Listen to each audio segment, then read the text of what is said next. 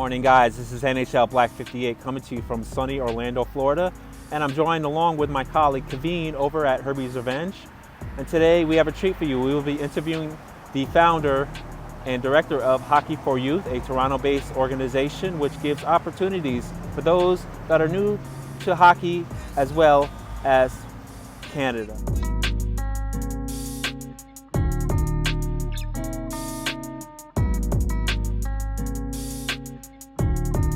How you doing? I love your throwback Canucks hat.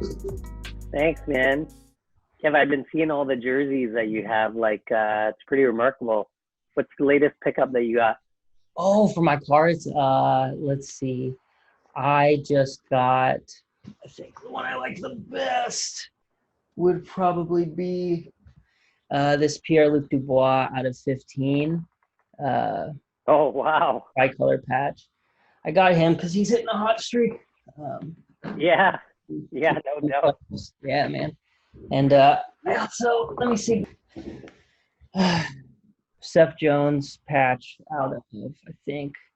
I love it. That's out of 25 with the big jersey piece in there. Yeah, man. I love it. Thank you. Fantastic, man. Yeah, because part of why I started getting on the interviews was because I just started posting my hockey card page of players of color specifically. And then Tracy does bios of players of color, so we kind of teamed up on this. I love it. Yeah. Are you in Pittsburgh or where are you? Oh, I am from Cincinnati, Ohio. Oh, you're in Cincinnati. Okay, awesome. And I'm from Orlando, Florida. Yep, and Tracy's in Florida. And I remember that, Tracy. So how do you get your hockey fix? Like beyond everything that you're doing, which is amazing and outstanding. Well, originally I'm from New York. I came down about maybe 13 years ago. But we have hockey down here. Orlando, we have the East Coast Hockey League, Orlando Solar Bears. Right. Yeah. So, yeah. And Akeem Alou actually played a few years for them. So I actually saw him play when he was with them. That was like about a year and a half, 2 years ago. So that's when that's when his time with Calgary was over. He played a little bit. So. Yeah, but I mean, I'm hoping he gets back in the NHL. I mean, he's only 30. He's still young. I know he's still working out. I know, obviously, you work with your organization. Yeah. I hope he gets a shot.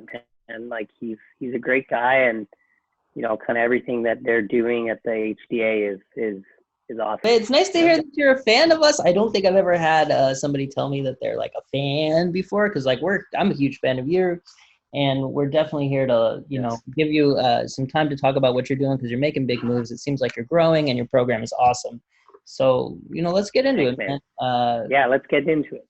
Yeah. So could you just tell us a bit about when you started this organization and what was your inspiration? Yeah. So I guess let's go back to when I was a kid. So my parents immigrated to Canada in 1972 from Uganda. And my parents are South Asian. So, if we go back even a generation before that, my grandfather left India in the early 1900s and made his way to Africa. And then in the 70s, unfortunately, the South Asians were exiled out of Uganda. And so we ended up in Canada. I was born in Vancouver in 1977.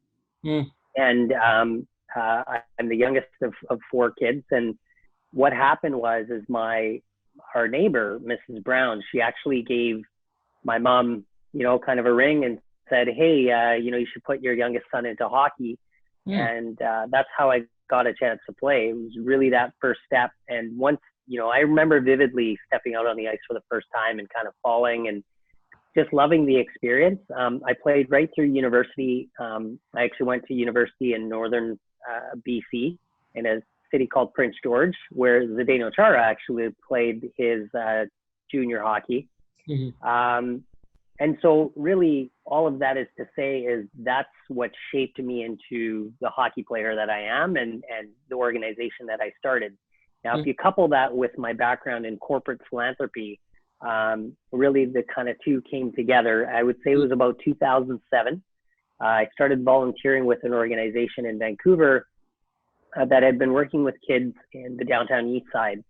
And so that's how I got kind of the exposure to the idea that, you could use hockey to really help, disadvantaged kids, high priority kids, newcomer kids, And I did that for a number of years. And fast forward to 2016. Well, actually, it was 2015, and I wanted to start Hockey4Youth. And so my goal really was to work with high school students. And that was the main focus for me. I always knew that there was programs out there for younger kids, but when it came to older kids, there was really virtually nothing available. And I thought about what that experience would have been like if you were 13 or 14 years old and you moved to a new country. Minor hockey is the last thing you're going to get a chance to play. So I know it's a little bit of a long-winded response. There's a lot in there, but this is why I started the organization. It's really a series of things. Well, yeah, man, when you're passionate about it, it's like you could talk about it forever. I think that's how I am, with even just with like my cards and stuff like that. So I appreciate your enthusiasm, man. So you talked about going back in your family tree to India. And I think oftentimes when I think about being able to embrace like ice hockey, it was really interesting that I grew up watching field hockey sometimes and being kind of mesmerized by that and just the general concept of like playing a game with that style of flow with a ball and a stick. Was your family receptive to hockey at all because they had that as a reference point or anything? Or what was their reaction, I guess, when somebody said, hey, put your son in hockey? Yeah, it's a good question. So I've actually talked to my mom about this story. And so what happened was she was given tickets to go watch Stars on Ice.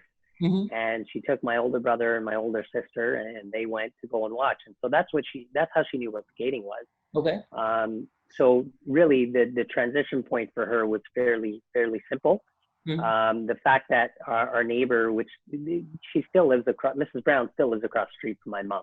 Nice. So the fact that it was made easier, I think that helped, right? Getting the equipment. We didn't have a lot of money growing up. And so, that all obviously was a barrier, and that barrier was easily removed by the help of Mrs. Brown.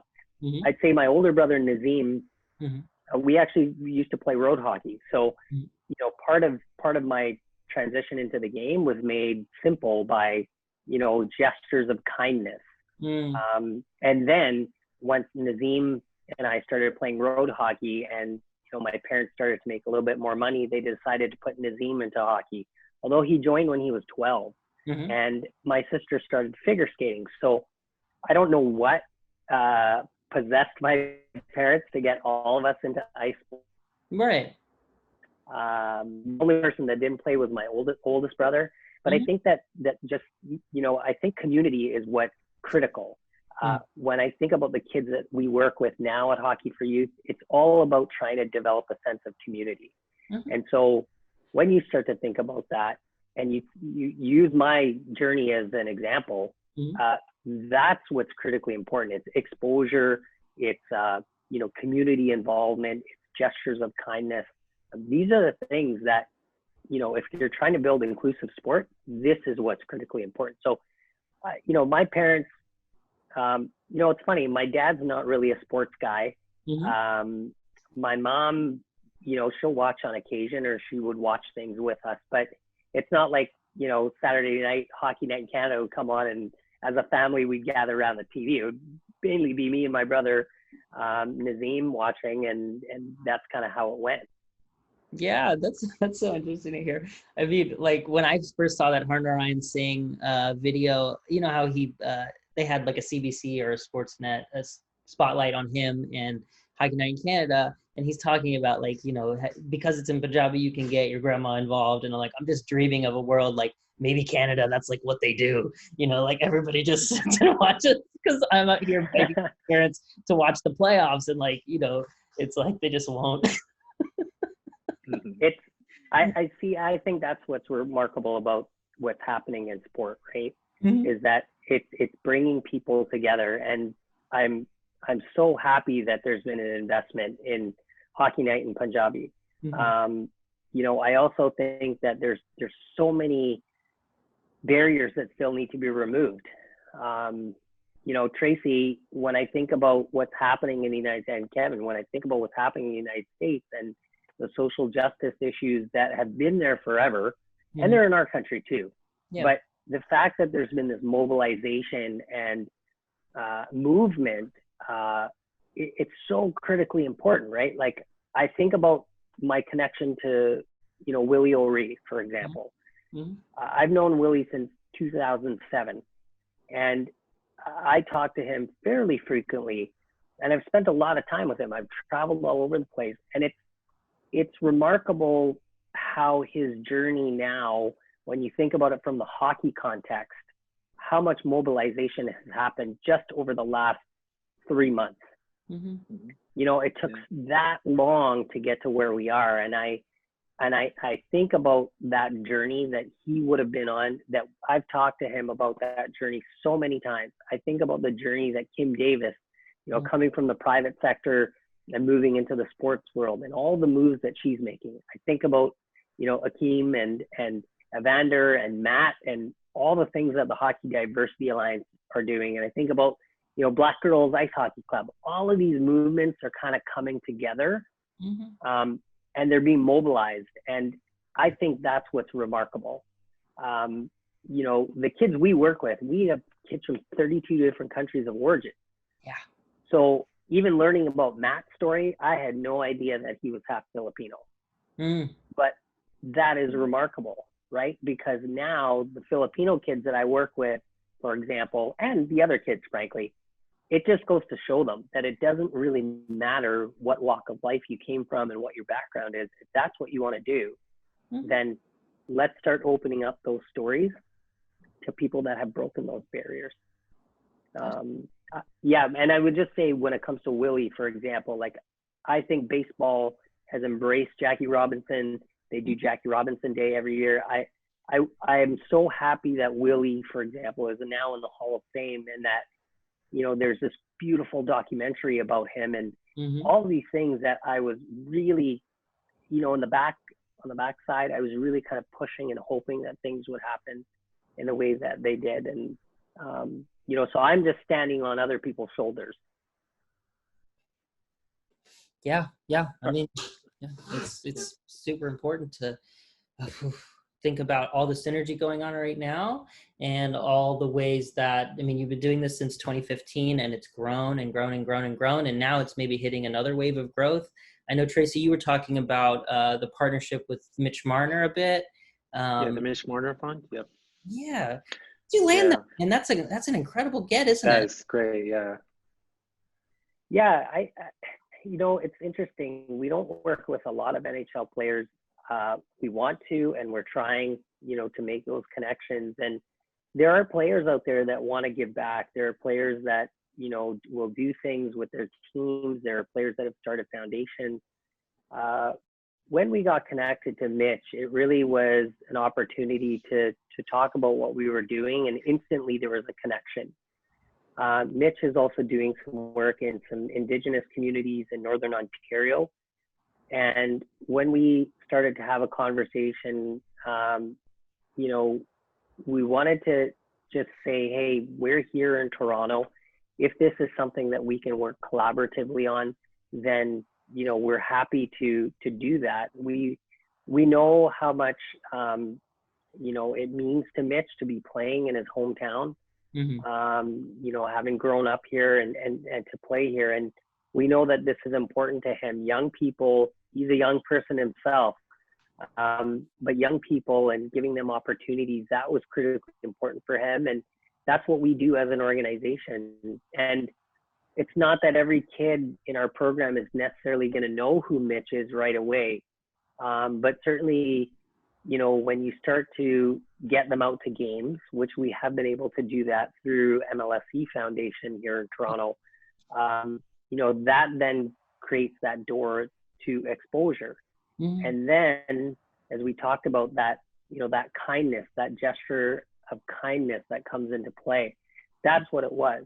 There's an instant connection with Mitch, his brother Chris, his mom Bonnie, and his dad Paul. And so, that has really, we're at the start of the relationship. But through Mitch and through the NHLPA, we were able to get a donation of 25 cents a year. We were able to get a cash contribution as well. We did an event for the kids, so they got to go and skate with, they didn't get to skate with Mitch that day. He had just finished practice. but they got to skate with Chris and some other folks from the NHLPA and down at the Leafs facility, and they got to meet Mitch. Every kid got to meet Mitch and have a picture taken. And this is the kind of stuff that when you're playing professional sports, that's your job. But then off the ice, if you can be a role model and if you can give of your time to kids, especially, right? If you can give time, then that's awesome. And so we're super excited about where the relationship is going. There's much more that we're going to do with Mitch and the Marner Assist Fund, but we're super excited. And we're looking for other players. I'll be honest with you, we have programming in Ottawa and in Montreal, and so we're trying to figure that out. What does that look like? And I will say, Akeem and I have been talking. He came out and visited the kids, and they had a great time. And Akeem's trying to find his way with his foundation and with the HDA. But I know that in the future here, we're gonna do something together. So, we're just looking to not only male players either. We've had touch points with Haley Wickenheiser. We want to work with male and female players. The girls in our program deserve that, and so do the boys. Frankly, we need to showcase the women more, and I hope that happens too. To be honest. Most definitely. That's one thing I've kind of really taken to your program is that you speak on diversity and inclusion for women and girls. I know that you've worked with the University of Toronto coach Vicky Sunohara and Fatima Al Ali. What does that mean as far as to you? Knowing that you're teaching girls, this, because inclusion obviously is one of the bases of your program. Yeah, it's a great question, Tracy. It means a lot when I think about the statistics of girls dropping out of sport. They're dropping out at twice the rate of boys at the age of 14, and that's kind of where our program starts, in that 13, 14 category. And I would say that it's so critically important for young girls to get involved in sport. On a number of levels, whether we talk about mental health or physical health. The data in our program shows that we're doing a good job. 91% of our kids actually say that their physical and mental health, they feel better about that. And then on the social inclusion side, we're sitting at about 80%, kids that say feel more socially included. Now, when it comes to young women, it's really critically important to let them know that they can play hockey, that it can be an inclusive game. And so when I think about Fatima, for example, that was back in 2017 that my wife Monica and I reached out to her and said, hey, would you be interested in coming to Toronto, and skating with our kids and showing that, a Muslim woman who started playing hockey at the age of 21, is this phenomenal hockey player and loves the sport so much. Let's start to showcase that. And that really meant a lot. And so we presented that to one of our corporate partners at that time and said, look, you could bring a ex-Toronto Maple Leaf alumni player, but that player is not going to resonate the way that a female player is going to resonate. Yes. And a Muslim player from the Middle East, the story, blends itself to showing the inclusivity part of the game. Vicky talks about it a ton as well, being biracial herself and, growing up in Canada and representing Canada. What does that mean? And what does that show for young girls and young boys? So critically important to opportunity to young women. And, I see it all the time with, kids in our program. We have a young girl who's playing at Central Tech, which is a high school in downtown. And, she after her first year, just fell in love with the sport to the point where she started recruiting other kids. Nice. I think about another girl, who we're working with on a side project. Her name is Abrar, and she immigrated here from Syria. Her and her brother both played on the team. So what has her experience now lend to her youngest sister? when her youngest sister ends up at the high school that she's now graduated from, what is that message going to be? I know that Abrar and her brother Khalid had taken skates from us to give to their younger sibling. So now they're getting them on the ice at a younger age. And, I think these are the types of stories that we're trying to make sure that we, once we have those stories, we want to be able to share them with the world. And forums like what you guys are doing. And I mean, this is the type of stuff that, we want to talk about what we're doing, but we want to use forums like yours to be able to disseminate the message, because frankly speaking, Hockey for Youth will continue on forever and ever and ever. And we just want to more cities. And I will say, we want to be in the US too. At some point, it's going to happen. There are a lot of kids that deserve an opportunity to play this great game. Yeah, I was thinking about the cultural differences between the US and Canada. I don't even know if there's anything that can compare to what hockey means to Canada. I don't know if there's an analogy, like maybe baseball to the US, but it sounds kind of weak in itself. So what you do, I mean, it's really from the heart, and it's like, I just feel like if something like this existed for people in America to understand, at least on a basic level, it's never going to be part of our cultural identity, but why this is so unique, why it's kind of almost life-changing to be on ice, why it's like just incredible to kind of be in this sort of, I don't know, it's like it's a bubble and a culture in itself, and when you can carve out the kind of spaces for inclusivity to offset kind of the disproportionately kind of elitist or exclusive aspects of it, it's just like heaven for like, like, I don't know, when I heard that do you remember, well, I don't want to bring this up too much, but the last time the Canucks, I'll phrase it this way, the last time the Canucks played for a cup, the Bhangra songs that they were making did you hear them?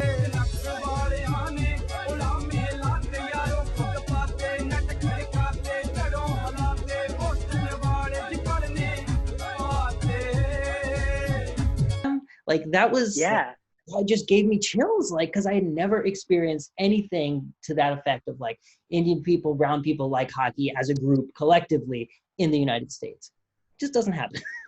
I've yet to find it, Yeah, and that's the beautiful part. By the way, if you're going to talk about the Canucks in 2011, I was unfortunately and fortunately there for 4 games. I went to Boston for 2 games, and I was fortunate enough to be in Vancouver for games 5 and 7. And of course, game 7 did not end the way that everyone wanted it to.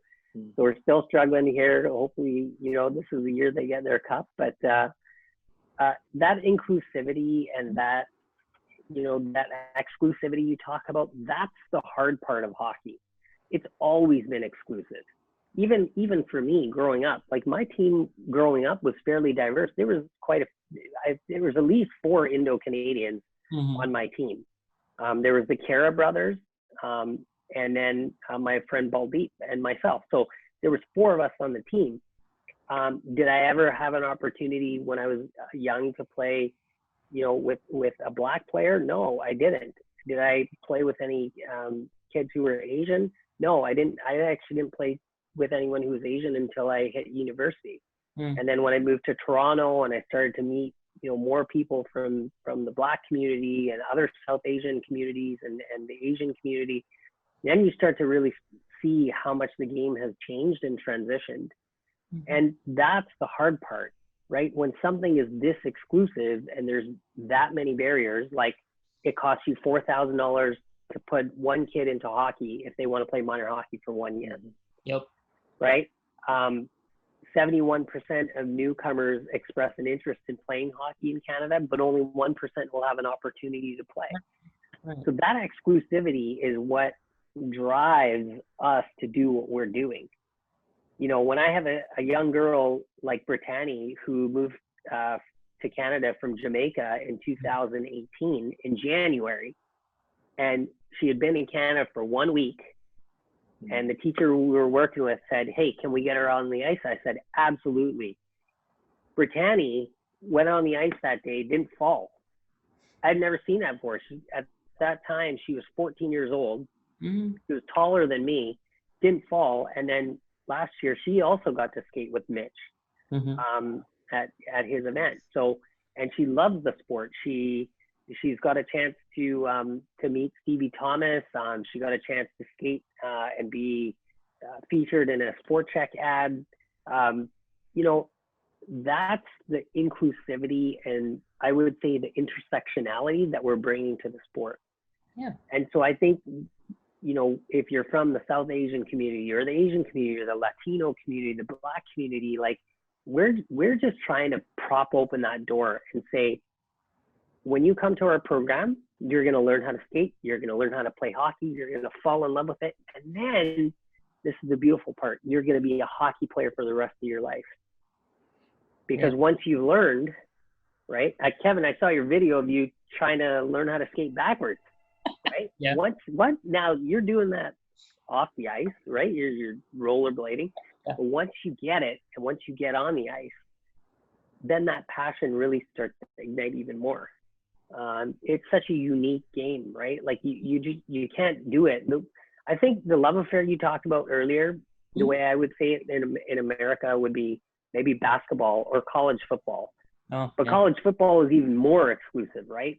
Mm-hmm. Basketball, like you have the WNBA now, right? And you have the NBA. And so I think that there's a simplicity there, right? Get a kid a ball and get them a pair of shoes and let's get them on the court, whether it's outside or inside. Mm-hmm. Very simple. With hockey, it's so complicated. But we're just propping open the door. So every kid gets their gear free. The program is free. The off-ice learning that we're doing is free. Everything we do is to remove every barrier that we can think of. Yes. Now you touched upon. I'm sorry. Go ahead, Kevin. Sorry. The only barrier to the boards. I like that as the tag for your organization. Go ahead, Trace. Okay, well, you touched upon the off-ice programming, and you have something called the Teach program. So could you kind of just briefly go into the people watching the video, what Teach entails, and break down each area? Yeah, absolutely. Good question, Tracy. So when I designed this program, I always knew that this was a program meant to help kids feel socially included. And once we did that, then it was about what are the mentorship opportunities that exist. So we developed the Teach program. We focus on technology, entrepreneurship, arts, community giving, and healthy active living. And while it hasn't been fully fleshed out, the verticals that have been fleshed out, for example, when we look at the entrepreneurship side or the personal branding side, or we look at the art side. So we have a design your own jersey project, or we took 110 kids over to Ryerson University back in February. And the idea was, let's get them onto campus so that they have an opportunity to not just see what campus is all about, but let's bring in some speakers. Mm-hmm. We brought in a 73-year-old bodybuilder.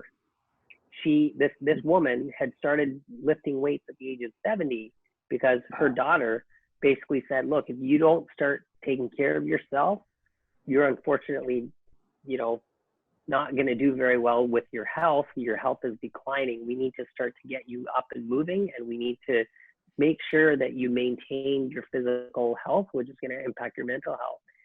Mm-hmm. So these are the types of, initiatives we're trying to drive. Before the pandemic, we were actually going to take our kids into the LinkedIn head office here in Toronto, so that they would have an opportunity, the grade 11s and 12s, they would have an opportunity. Let's create your profile. Let's help you understand why this is critically important for you on your pathway, on your journey into what's next, whether it's college, university, getting a job, taking a gap year, whatever it is that you're going to do. Let's start to build your profile in a way that your personal brand is going to help you down the road. So these are the types of things that we're focused on. When I talk about technology, we've taken kids, we had a big tech conference here, the largest in North America. And so we were able to take a couple of kids. One of our kids was actually a Ryerson University student who was volunteering with us. And we said, let's give this young man an opportunity to start to network. And then we took one of our students. We brought him in and he was able to network. He met the CEO of Siemens Canada. This is a young man who moved to Canada on his own from Ethiopia. So he came on a scholarship for high school, landed in Montreal, left Montreal because he couldn't deal with the French, ended up in Ottawa, and then slept on the streets for 2 nights in Toronto before he was able to register for high school here. And his name is Faral Yadeta, and now he's graduated high school. He's moved on to college, and he's moved back to Ottawa, where he's, you know, embraced and met people from the Ethiopian community. So what we're trying to do with kids like Faral, or I mentioned Hong or Brittany, is let's understand what their pathway is, and let's help them along the way. And let's do that through the TEACH program. Let's give them exposure to different occupations. Let's give them networking opportunities. These are the types of things that are critically important. Well, yeah, that's the part of acculturation, or whatever you want to call it, assimilation, being acclimatized to a new place. It's like it takes more care, attention, energy than a lot of people really realize. And we hear all these xenophobic, takes of, about, what it's like to just, go to a brand new place with nothing and just make it. No, you need someone there. You need help. You need, a guidance. And outside of what you do on the ice, it's like, okay, here's the culture that might bring you into a Canadian identity. And now here's actually the economics of this place. Here's how to climb a social ladder maybe of this place. Here's how to, market yourself, so to speak, which is, a survival skill basically. So you're doing more than just hockey for sure. That's incredible. And it really shines a light on what all really, people have to go through. I know I think about it with my parents all the time. I have a hard time even imagining it. I was born in the United States of America, and I was raised, around other people who, sometimes made it really obvious that I wasn't like them. But for the most part, just by being immersed and having been born here, never knowing anything else, I caught on just fine. And it's not like that for everybody, and people need to know. So thanks for making these and putting this out there. And Kevin, I'd say that's an important point that you're raising. And so when I think about, my conversations with Kim Davis at the NHL, her journey to this sport and what she's trying to do to change things is what she and I often will talk about. And I'm learning a lot from her, right? It's not a moment, but it's a movement. Everything we're seeing in the social justice area, Black Lives Matter, or we talk about equality, gender equality, for example. You guys in the US are very good at taking those stories and amplifying them. And I think we need to do a better job in this country. For example, when I think about Kamala Harris and what she represents, or I think about Barack Obama and what he represented and what he continues to represent. By the way, I was fortunate enough to be at inauguration in 2009, probably one of the personal highlights of my life. But meaning it's a movement, right? We are continuing to move. People of color, Black folks, and Indigenous people, we are moving in the direction that our ancestors wanted us to move. And now we're taking that opportunity and we're trying to make things better for the next generation, because we've always had to struggle, right? No matter what your background, if you're a person of color, there is that time where you will and you have faced racism, right? Yeah. You have faced discrimination. If you're a woman, you've faced probably at some point in your life some type of harassment. So, this movement continues to evolve and shift. And through the game of hockey, at least in our instance, we're just using it as a stepping stone, as a tool by which we want people to know that they are included, they are welcomed here, and more importantly, that we can be a part of their journey. Things are constantly changing, and they're not always changing for the better. But Kevin, what you're doing, Tracy, what you guys are doing together to amplify the stories that get left out in this world, this context of hockey, I mean, that's critical, because that's the movement, right? Yeah, correct. Yeah, man, that's really moving. I mean, you've been growing since, maybe it kind of seems like when I look at the highlights page on there, it's kind of linear. I mean, I kind of want to ask what's next. What do you have your sights set on? Yeah, good question. We're trying to grow. Pre-pandemic, we were looking at Nova Scotia in my hometown of Vancouver, where we were going to start programs. Yeah. We're still looking at those two, the Nova Scotia as a province we're looking at, and Vancouver as a city we're looking at. And so I just got off a conference call last week with someone from Medicine Hat, Alberta. And so we're looking at Medicine Hat.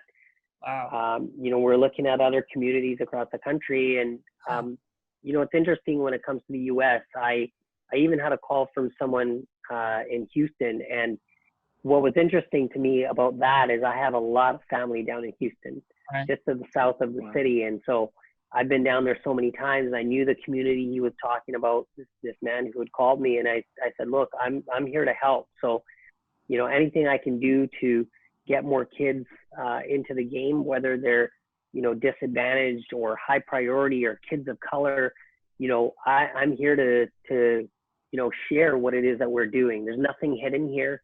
That's the beauty, I think, of also being in the nonprofit world is, they always say imitation is the best form of flattery. Well, I learned, about how hockey could be that changing force, through my time volunteering at an organization in Vancouver. And I will tell you that I actually even volunteered for a few years to go over to Belfast, to Northern Ireland, where we had Catholic and Protestant kids.